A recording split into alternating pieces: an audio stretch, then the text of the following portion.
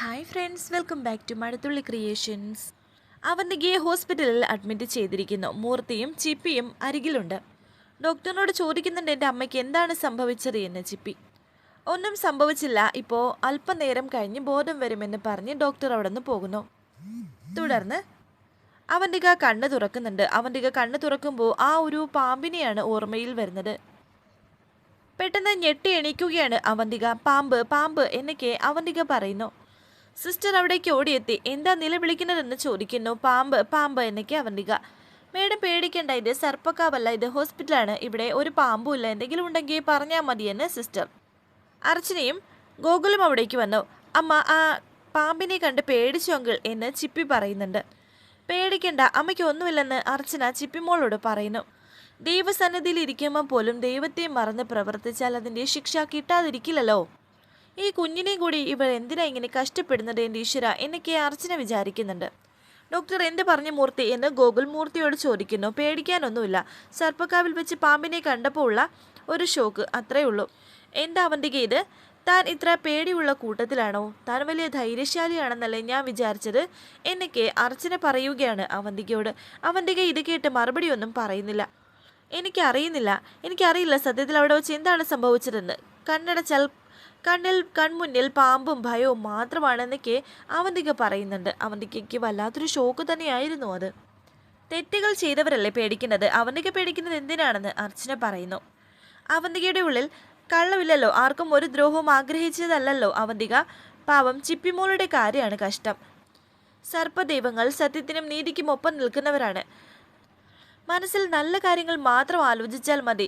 എന്തെങ്കിലും തെറ്റ് ചെയ്തിട്ടുണ്ടെങ്കിൽ സർപ്പദൈവങ്ങളോട് ആത്മാർത്ഥമായി ക്ഷമ പറഞ്ഞാൽ മതി, അവർ പുറത്തോളും എന്നൊക്കെ അർച്ചന പറയുന്നു. എന്നാൽ പിന്നെ ഇരിക്കുന്നില്ല. പിന്നെ അർച്ചന ചിപ്പിയോട് പറയുന്നുണ്ട്, ആൻറ്റി പോയിട്ട് വരാം, പേടിക്കണ്ട, എപ്പോൾ എന്തുണ്ടെങ്കിലും പറഞ്ഞാൽ മതി. അങ്ങനെ അവരവിടെ നിന്ന് പോകുന്നു. അർച്ചന പോകാൻ നേരം അവന്തിക ഒന്ന് നോക്കുന്നു. അവന്തികെ, നിനക്കെതിരെ നാഗദൈവങ്ങൾ പോലും തെറ്റിതിരുത്തി പത്തി വിടർത്തി ആടാൻ തുടങ്ങി. നിന്റെ സർവനാശം കണ്ടിട്ട് ഞാൻ എൻ്റെ സച്ചിയേട്ടൻ്റെ അരികിലേക്ക് പോകൂ എന്നും അർച്ചന മനസ്സിൽ വിചാരിക്കുന്നു. അർച്ചന പിന്നെ ആരതിയോട് സംസാരിക്കുകയാണ്. നടന്ന കാര്യങ്ങളൊക്കെ സംസാരിക്കുന്നുണ്ട്. എനിക്കെൻ്റെ അർച്ചനയെ കിട്ടുമെന്ന് ഉറപ്പാണ് എന്നൊക്കെ സച്ചി പറയുന്നു. അർച്ചനയുടെ കയ്യിലിരുന്ന ആ മാല എൻ്റെ കഴുത്തിൽ എങ്ങനെയാണ് പിന്നെ വീണത് എന്നൊക്കെ സച്ചി പറയുന്നു. താല്പര്യമില്ലാതെ കേട്ട് നിൽക്കുകയാണ് ആരതി. ദൈവമാണ് എന്നെ അവിടെ കൊണ്ടുപോയത്, അതിനർത്ഥം എന്താണെന്നൊക്കെ ചോദിക്കുന്നു. ഒരു കാറിൽ ഒന്നിച്ചുണ്ടായിട്ടും എന്തുകൊണ്ടാണ് അർച്ചന സച്ചിയെ തിരിച്ചറിയാതിരുന്നത് എന്ന് ആരതി പറയുന്നു. ഇനിയും കാത്തിരിക്കാൻ എനിക്ക് വയ്യ, എല്ലാ തെളിവും ഞാൻ വക്കീലിനെ കാണിച്ചതല്ലേ, ഇനിയും കാത്തിരിക്കാൻ എനിക്ക് വയ്യെന്നൊക്കെ സച്ചി പറയുന്നുണ്ട്. അത് എൻ്റെ അർച്ചന തന്നെയാണ്, വക്കീലിനെല്ലാം ബോധ്യപ്പെട്ടതല്ലേ, അവിടെ പോയി പ്രശ്നം ഉണ്ടാക്കരുത് എന്ന് വക്കീൽ പറഞ്ഞുകൊണ്ടാണ് ഞാൻ ഗൂഗിൾ സാറിൻ്റെ വീട്ടിലേക്ക് പോകാത്തത്, ഇല്ലെങ്കിൽ ഞാൻ എൻ്റെ അർച്ചനയെ കൊണ്ടുവന്നേനെയായിരുന്നു എന്ന് സച്ചി. ഇങ്ങനെ വയലൻ്റായിട്ടല്ല ഒരു പ്രശ്നം പരിഹരിക്കേണ്ടത്, ബുദ്ധിപൂർവ്വം കൈകാര്യം ചെയ്യണം. ഒരു കാര്യം ഇപ്പോഴും മനസ്സിലാക്കണം, അർച്ചനയുടെ മനസ്സിൽ ഗൂഗിൾ സാറിൻ്റെ ഭാര്യയാണ് അർച്ചന. സച്ചി അർച്ചനയ്ക്ക് ആരുമല്ല. അവിടുത്തെ ആ ക്ഷേത്രത്തിൽ ഉണ്ടായിരുന്ന സംഭവം യാദൃച്ഛികമായി സംഭവിച്ചതാണ്. ഗൂഗിൾ സാറിൻ്റെ അമ്മയുടെ ആഗ്രഹപ്രകാരം ഒരു നേർച്ച നടത്താൻ വേണ്ടി മാത്രമാണ് അവരവിടെ എത്തിയതെന്ന് പറയുന്നു. ഇല്ല, ഞാനിതിനെ സമ്മതിക്കില്ല, അത് യാദൃച്ഛികമല്ല, അത് യഥാർത്ഥമാണ് എന്ന് സച്ചി. അവൾ എൻ്റേതാണെന്നുള്ളതിൻ്റെ ഉറപ്പാണത്. ഇനി എനിക്ക് കാത്തിരിക്കാൻ വയ്യ, ലീഗലായി തന്നെ നീങ്ങാൻ നമുക്ക്. എൻ്റെ ഭാര്യയും മകളെയും തടവിൽ വയ്ക്കാൻ ഗൂഗിൾ സാറിന് എന്താണ് അവകാശം? ഞാൻ നിയമപരമായി നീങ്ങിയാൽ എൻ്റെ ഭാര്യയും കുഞ്ഞിനെയും തിരിച്ചു തരാതിരിക്കാൻ ഗൂഗിൾ സാറിന് സാധിക്കുമോ എന്ന് സച്ചി. ഇനിയും വക്കീൽ എന്നെ തടയാൻ ശ്രമിക്കരുത്, ന്യായം എൻ്റെ ഭാഗത്താണ്, നീതി കിട്ടുന്നത് എനിക്കാണ് എന്ന് സച്ചി. പക്ഷേ അർച്ചനയുടെ കാര്യമോ എന്ന് ആരതി ചോദിക്കുന്നു. ഈ ഒരു അവസ്ഥയിൽ അർച്ചന സച്ചിയോടൊപ്പം നിൽക്കുമെന്ന് സച്ചിക്ക് തോന്നുന്നുണ്ടോ? ആ കാറിൽ വെച്ച് പറഞ്ഞതൊക്കെ ഇപ്പോൾ സച്ചി ഓർക്കുന്നുണ്ട്. അർച്ചന ഇപ്പോൾ തന്നെ തിരിച്ചറിയാൻ സാധിക്കാത്തൊരവസ്ഥയിലാണ്. അതല്ലേ ഇതിൻ്റെ ഏറ്റവും വലിയ കുരുക്ക്. ഈ കോംപ്ലിക്കേഷൻ നമ്മൾ എങ്ങനെ മറികടക്കുമെന്ന് പറയുന്നു. എൻ്റെ മകള്, എൻ്റെ ചോരയിൽ ജനിച്ച മകള് മറ്റാരെങ്കിലും ആണോ അച്ഛാന്ന് വിളിക്കേണ്ടത്? ആ മകളെ സ്നേഹിക്കാനും ഓമനിക്കാനും എനിക്കല്ലേ അവകാശം എന്നൊക്കെ സച്ചി പറയുന്നു. അതാണ് പറയുന്നത്. അർച്ചന ഇവിടുന്ന് ഇറങ്ങിപ്പോകുന്ന സമയത്ത് കുഞ്ഞിന് 1 വയസ്സ് പോലുമില്ല. ഗൂഗിൾ സാറിനെയാണ് ആ കുട്ടിയെ അച്ഛ എന്ന് വിളിക്കുന്നത്. പെട്ടെന്ന് ഒരു നിമിഷം അച്ഛനല്ല എന്ന് പറഞ്ഞാൽ സച്ചി അംഗീകരിക്കുമെന്ന് തോന്നുന്നുണ്ടോ? രക്തത്തെ തിരിച്ചറിയും. ഞാൻ എൻ്റെ മോളെ ഒന്ന് ചേർത്ത് പിടിച്ചാൽ മതി, അവളുടെ ശിരസിൽ ഒന്ന് തൊട്ടാൽ മതി, അവൾ എന്നെ തിരിച്ചറിയുമെന്ന് സച്ചി പറയുന്നത് ശരിയാണ്, സമ്മതിച്ചു. പക്ഷേ 10 കൊല്ലം ഒരാളോടൊപ്പം ജീവിച്ചു എന്ന് പറയുന്നത് തെറ്റല്ല, ശരിയല്ല. ഗൂഗിൾ എന്ന് പറയുന്ന ആൾക്ക് ഒരു സോഷ്യൽ സ്റ്റാറ്റസ് ഉണ്ട്. 10 വർഷം ഒപ്പം ജീവിച്ച ഒരാളുടെ ഭാര്യയ്ക്ക് പെട്ടെന്ന് അങ്ങനെ ഒരാൾക്ക് എടുത്തു തരാൻ സാധിക്കില്ല ഭാര്യയെ. ഇനി നിയമപരമായി നീങ്ങിയാൽ തന്നെ അർച്ചന സച്ചി അറിയില്ലെന്ന് പറഞ്ഞാൽ എന്ത് ചെയ്യും? ഇരിക്കട്ടെ, സച്ചി പറയുന്നു, വക്കീലെ എന്നെ ഭ്രാന്ത് പിടിപ്പിക്കരുത്. ഓരോ നിമിഷവും എൻ്റെ അർച്ചന മറ്റൊരാളുടെ കൂടെയാണ് എന്ന് ഓർക്കുമ്പോൾ ഞാൻ സ്വയം എരിഞ്ഞു തീരുകയാണ്. ഇവിടെ അല്പം സമാധാനമായി ചിന്തിച്ചേ പറ്റൂ, എല്ലാം ശരിയാകും. ഈ പ്രശ്നമെല്ലാം തീർന്ന് അർച്ചന സച്ചിയോടൊപ്പം വരണമെങ്കിൽ നമ്മൾ എല്ലാം ശരിയാക്കണം. വക്കീൽ എന്താ പറയുന്നത്? അറിഞ്ഞുകൊണ്ട് ഞാൻ എൻ്റെ ഭാര്യയും മകളെയും വേറൊരാൾക്ക് കൊടുക്കണമെന്നോ വിട്ടുകൊടുക്കണമെന്നോ എന്നൊക്കെ സച്ചി പറയുന്നു. അതൊന്നും അല്ല ചെയ്യേണ്ടത്. എങ്ങനെയാണ് അർച്ചനയും കുഞ്ഞും ഗൂഗിൾ സാറിൻ്റെ ഭാര്യയായത്? അല്ലാതെ ഓർമ്മയില്ലാത്ത ഒരാളെ ബലം പ്രയോഗിച്ചു കൊണ്ടുവന്നാൽ അത് വീണ്ടും വളരെ പ്രശ്നത്തിലാവത്തേ ഉള്ളൂ എന്നൊക്കെ ആരതി പറയുന്നു. സജി ഒന്ന് സമാധാനപ്പെടുക, ഗൂഗിൾ സാറുമായി വിശദമായി സംസാരിക്കാം. അദ്ദേഹം മനഃപൂർവ്വം ആരെയും ദ്രോഹിക്കില്ല എന്ന ആരതി. അത് വക്കീലിന്റെ വിശ്വാസമാണ്. മനുഷ്യനല്ലേ, അവനവന്റെ സ്വാർത്ഥതയ്ക്ക് വേണ്ടി എന്തും ചെയ്യും. എത്രയും പെട്ടെന്ന് ഈ കാര്യത്തിൽ ഒരു തീരുമാനമായില്ലെങ്കിൽ ഞാൻ എൻ്റെ വഴിക്ക് നോക്കും. അർച്ചനയും മകളെയും ഞാൻ ആ വീട്ടിൽ നിന്ന് ബലമായി പിടിച്ചുകൊണ്ട് പോകുമെന്നും സച്ചി പറയുന്നു.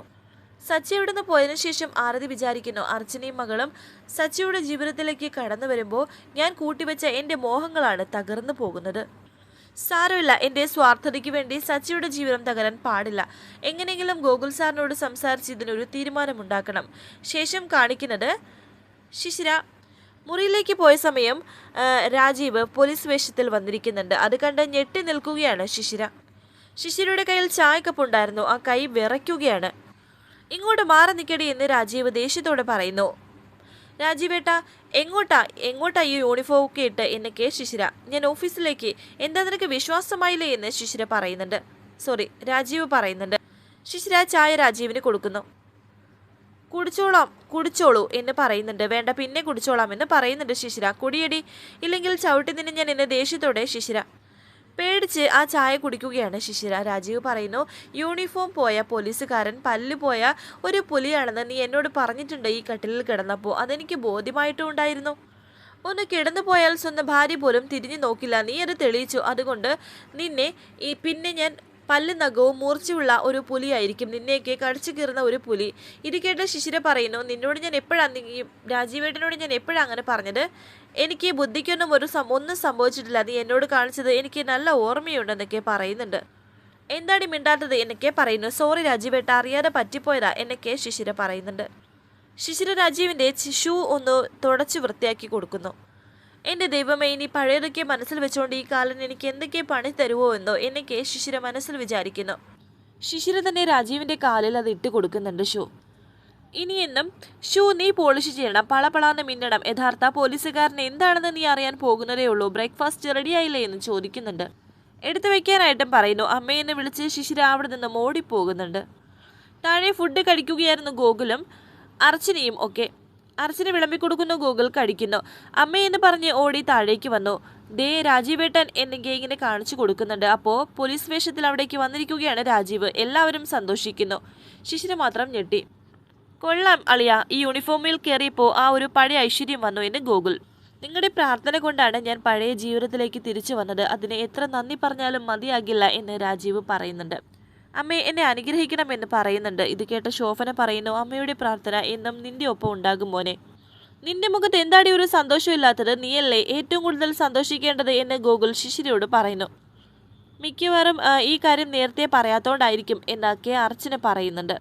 ഒരു സർപ്രൈസ് ആയിട്ട് നിങ്ങളുടെയൊക്കെ മുന്നിൽ ആരോഗ്യത്തോടെ എഴുന്നേറ്റ് വരണമെന്നായിരുന്നു എൻ്റെ ആഗ്രഹം. അതുകൊണ്ടാണ് നിങ്ങളോട് ആരോടും ഞാൻ പറയാതിരുന്നത് എന്ന് രാജീവ്. ഒഫീഷ്യൽ ലൈഫിൽ സത്യസന്ധമായി മാത്രം മുന്നോട്ട് പോകുക, ഇത് മാത്രമേ എനിക്ക് പറയാനുള്ളൂ എന്ന് ഗോകുൽ രാജീവിനോട് പറയുന്നു.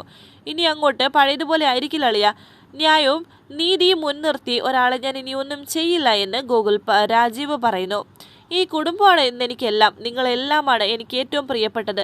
ഈ ലോകത്തിനപ്പുറം എനിക്ക് മറ്റൊന്നുമില്ല. എനിക്ക് സന്തോഷം നൽകിയതിന് അളിയനോടും സമൃദ്ധിയോടുമുള്ള നന്ദി എങ്ങനെ പറഞ്ഞറിയിക്കണമെന്നില്ല. എൻ്റെ ഭാര്യ എന്നെ നോക്കുന്നതിനേക്കാൾ കൂടുതൽ അളിയനും സമൃദ്ധിയുമാണ് എന്നെ നോക്കിയത്. അളിയൻ ഈ കുടുംബത്തിന് വേണ്ടി എന്നെ കൊണ്ട് എന്ത് ചെയ്യാൻ പറ്റുന്നോ അതെല്ലാം ഞാൻ ചെയ്യും. എൻ്റെ ജീവൻ പോലും തരുമെന്ന് രാജീവ് പറയുന്നു. വരാനിരിക്കുന്ന പുതുപ്പത്തിന് എപ്പിസോഡുമായി വീണ്ടും കാണാം. Thank you for watching. Please subscribe, like, share my channel.